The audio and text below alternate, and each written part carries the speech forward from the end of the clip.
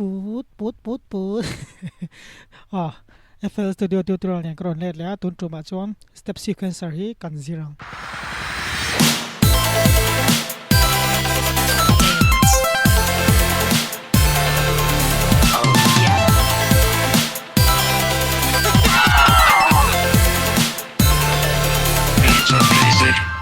Step Sequencer กันติจวน Sequence เฮ้ยมีฮีอันตาดิจวนวิดีโอมาสักคันอี FPC เนี่ยเป็นรอกันซีรังกันติตักเจ็บนาอีอันเราวิดีโอให้อะไรมาดูคอมเมนต์ว่าจวนดรัมซีจินหินกรอนเตียงอีดรัมซีเปียโนโรลตัวปะมันดานเล่ Sequencer มันดานเนี่ยจวนตาเฮียนอีเฮมีอมซาโฮ Step Sequencer มันดานเนี่ยกันซีร์โฮลงให้จังไกเวเมมาอี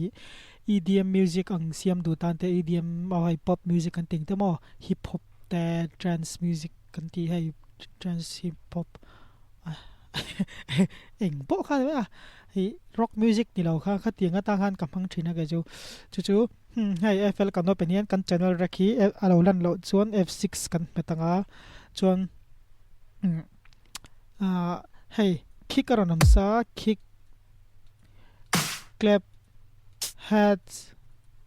snares จู่กันเชียงดรัมซาจวนกันเชียงมา head นี่จวนอัดชิดกันติดหินไหม snare นี่จวนอัดตุฟแต่กันเตนี่เราปนอัดดิชแต่กันทิลพักเดล็อกวิดีโอมาสักกันมูงทิลวาร์ให้เตียรมปมจุกค่ะอี control s ก็เราไม่ชินวางอันนี้จู่อีง่ายเราในเวรูทิลเฉดอุไม่จู่กันที่วาง control s ที่เขียนอีก็ project ก็ save ดอนตานี่อีproject นี้ตัว step sequence นี่ฟังกินdrum step ก็ติดตั้งกับ project นี้ที่ขั้นที่เซฟตั้งตัวกันเขียนไปกันอีดูน่าให้เรา save ตัวปังก็ join ที่กัน save เฮียนFL project ที่folder ปังตัว save คอมพิวเตอร์ไม่มาจริงๆก็จะ save ที่ขั้นอีดูน่า driver อะไร save ตานี่save ตานี่ที่ขั้นอันนี้เราจวนกัน project แต่กันเราด้วยเรานะครับdrive ชนะว่า save ได้ค่ะอัดเวไม่มาดิจู่ก็ใส่ด้วยนี่จู่ค่ะตัวนั้นกันไงทางขั้นค่ะ step sequencer จู่มันดันจู่นี่ไม่อะ metronome ก่อนเต้าตัวนั้นก็ metronome 130อมตาจน control s ก็เม็ดเลยต่อก็ฉันจู่FL เตกันเรา close ปัลเทียก็เตียงอาคารอีกัน close ปัลเวลาเด็กขันอี control s กันเมนันหุ่งเบราคารอี avangin เราโดนตานี่ avangin open เลยโดนตาจู่วันจง control s กันเม็ดงั้นซุงเซลตัวนี้กัน project แต่กันเริ่มชัดไปกันไงเรานานจวนstep sequencer จู่ให้หินตานี่จะอินตัวนั้นก็ metronome 130อมตากันไงหลักชินดูจวนให้ไลมีกันเทียมตัวเขาและเทียมเราตานจวนวิดีโอมาสักให้เราเวนังอี description อ่ะ link เราด่างจะอินให้อีทิลประคัดก็สวยเบลังmetronome บางครั้งคีอังไงท่านักันเม็ดเองตาจะอินเม็ดเองแค่เราพอแค่อี metronome รีคิดที่นั้นที่กะขันอมสัง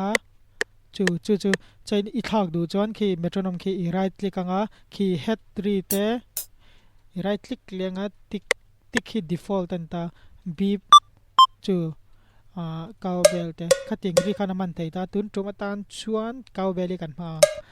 ติ๊กขัน right click control s ติ๊กขันproject ค่ะอีกขัน control s ค่ะมันซุงเซลดอนเนี่ยจอยทุนอาเฮียนกี่ kick ออกมาเล็บออกมาจริงๆค่ะต้องหาจอย step sequencer จู่ฮีเพียงรอหลังเจกันให้ box ปาลีฮีกัน left click ขันอินdraw กัน right click ขันabove เวลัมปังกัน click in อินเซียก็คืออินเซียที่ไม่ยังจอย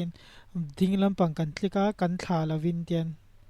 บอกกันปกติแต่ดิ้งลำปังกัน click บอกไทยที่ขันอันตาจอยให้เองกันติจวน drums beat กันมังสตาให้กันติมา 1 2 3 4 1 2 3 4 1 2 3 4ที่แค่1 2 3 4เลยเด้อที่แค่metronome ก็ฟังคีที่แค่อินสตีมังจะอินตัวน่ะmetronome มิลเคียงกันติดอนตานี่ box ลีจินเฮียปลีขัดนี่ทุ่มลีจินเฮียแล้ววันตานี่อีวอกขัดตั้งไงมาสับเบอร์เจลีให้ box ลีเนี่ย box งานน่ะเจ้าเซนได้ตาให้มีเซนได้ตาคีก็เล็บคลิกจังคีที่แค่คีวอกเชื่อว่ากับวัติตากับ play มังชี for metronome เด้งกันง่ายละชินนะค่ะที่ขันเจนก็เรสล็อกอีแต่แค่นั้นก็สินะวอกเชื่อว่าหังกระดาษเลยเจนให้1 2 1 2อันนี้เราเชื่อได้แล้วมั้ง1 2 3 4อันนี้เราเชื่อได้ละเฮ็ดไลน์เอาไว้นี่นะ o hai tlai a pani na hemi zok zone ve ven snare ka da chinanga kha ti kham o chain hai thi tian box pakhat zel ka da olanga tian ka rem chin banga chonim tekina hai tlai pathum tai feel thula so I want to break free controllers tikhan ki i drum du kha tikhen i drum du kha yorem to ta controllers ka pet nga zung zung mai ni controllers ka nga nei to ro chen ki metronome den ti han kan ngai thla thaya chen ki tikhen ani do me step sequencer man dan chu chen I hey ki tia kan left click hian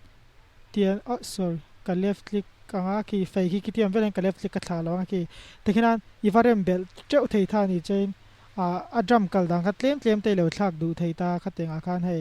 tian me pati bel thei ta tikhenan ta chon titen hai te ten lo rem I hey hip hop music ang chi trap beats kan ting chi ting te ka siam chon teng ka ti pop pop achan chu hai lawm thin ka mo ka ting chi ka ting a khan de nge I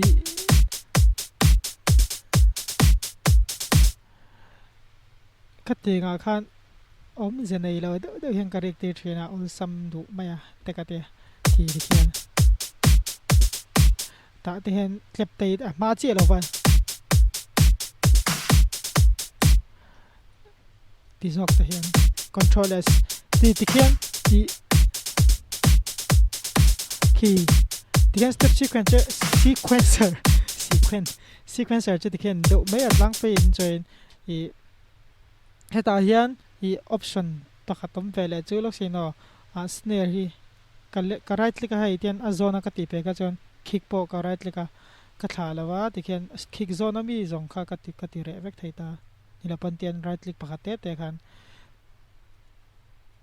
tikhan angaing ka da le lok sin I thil pakhat ka soile du chu hei a kick ri kan thak du ta ni chon ki a thak ve vek thei ta te hetlai hei peksa hian hin muanga hei hetlai ni na pek hei hi lang lo ni chon lok sino kan tlos hei hi a shortcut ki kan soi velonga lt le f8 ti metanga ki tikhian a bowin om thei ta ka man don chau hian kai po ka wa met lang thina ani lo chong ki a date na kin muya mo ki mi ki I nan click mai don ya f6 kan met manga en lo channel rec po hi ki lai ki ni ki tikhian shortcut ki she di travel na thol sama chain hei pexi ka left click a ki drums ti ron om ta ni chain teknan ka kick ka thak du ta chu ta chon hei drum si ka left click anga kicks tam da ron om ta ni tahan I kick ri du zong khai zong don ni left click khan hei angai thak chin vek theya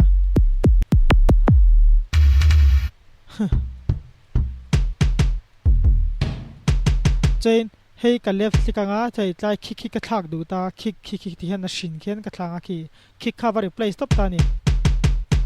ki rd kicking ka thak ta ki ting che khian klep te po ki klep kher ki lo hmang de lo thei ta I ri du ho kha I ila lut zelanga ma se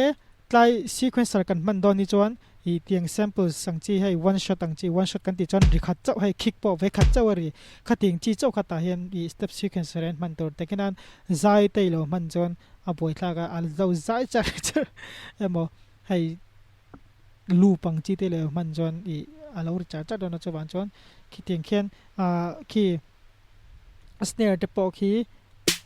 ting te tekinan snare ki replace khelo khen tiang kan tianga snare hi tian a blending kan ting chi ka mo hai tia ari rol kha teng tur te khan tiang kan tianga ki ti khian chu aim pol ta ar chang chon ri khan nal ve thin ta chen hetlai hi hei nopi helai nopi hetlai a nai zok tu hi hei a volume a channel volume je kan he ka ti zoi ba ki kan left click kan thla lo khan ki mouse kan ti che khang kan nem ring kan nem zoi thei ta ai lo chon a zone a khian mouse si a vir chi kha mouse ki tian zone kan da to panga vir chi kan ti vir chon ki a ring in a zoi thei ta chen helai tha hi penning an ta ni left right ang kha hei เนี่ยที่ให้ไว้ละมากันติบังอ่ะค่ะอินไว้ละมา earphone เอ speaker left right panning มันจะนิ่งเชียงอ่ะคิดดิ่งละมากันได้จนคิดเด็กที่อภัยโมเวมันเป็นอย่างนี้กินอภัยโมนะกันนั่งยืนหัวโดนนะกันจะเนี่ยรักกันสวยหัวป่าไม่จุดที่ขัน step sequencer จุดที่ขันนี่เดี๋ยวพลังปุ๋ยเสร็จจนให้ sample slug ดังกันก็ตัวบอกกันลักลูเบลดันเตที่ขันเราติดชินูละอินดีดูเขาก็ตันอินดังอ่ะจน step sequencer มันเขียนที่ขัน drums ที่ขันเราเริ่มชินูละจนอีวิดีโอเลยอ่ะอี piano roll in อี drums เริ่มดันบีกันสวยเลยอ่ะอีจู่ๆเกี่ยมาจนก็มันน่าสัตย์โจกันเนี่ยฉันจู่ piano roll ที่กำลังน่าสัตย์โจกันจู่ปากอ่ะ piano roll เทียมนั่นอาชาเบร drums สิ one two เบรกฟีที่แม่งงูทั้งเวลากัน controllers ที่ขัน step sequencer บิ๊กเตียนดูตกพอดีละอีจวนนี้อีวิดีโออี piano roll ลูดันเตเลเอ็นเราเตอินเราเทียมล็อกนั้นอี description อาจจะลิงก์เราดังอ่ะอีจู่ๆอินเราเวนังอ่ะจวน piano roll อี FPC ดีเฮมีเอฟลีนัด drums รอนชมมังอิน piano roll ดรัมส์ดังกันสิเขาเลยโดนเนี่ยจวนตุนตันจวนให้ตีนิพดเซวิดีโอเรย์ลุตุกเหล่านั้นจนเตียงลำปังตุยอิมเมจต์ไว้เชนแต่อินไอชวนอีโลฟาเชอร์เวลาจนกันนะไงมันจะเชื่อมได้ไหมนะใครปุ๋ยต้นนั้นนี่ไม่ยากที่คันชวนเอาให้เตียนกันดูตกพอตั้งอีวิดีโอเลยเป็นอะไรกันสิเราว่า FPC กันสิเราตักต้องจนให้ใต้ที่ step sequencer นี่ก็ให้มีมังเฮียน drums ที่คันเราเริ่มชินุละจนให้เตียน pegs มัง headline pegs สังแต่คันอี samples ที่เราทักโคลูลานี่เราเป็นลักลูเบลูลาที่คันจิช่างค่ะอินเราติเวชินโดนเนี่ยจนวิดีโอเราอินวางอินลบตัวก็ชิลนุ่นเลยเจอินเราอินก็ชาละปนโซว่าฟักเราละ COVID-19 เราใกล้เราละใช่ก็วิดีโอเลยกันหมดเลยทุกตัวเนี่ยนี่จะว่าจุงอ่ะซีลิงอมกลัวไหม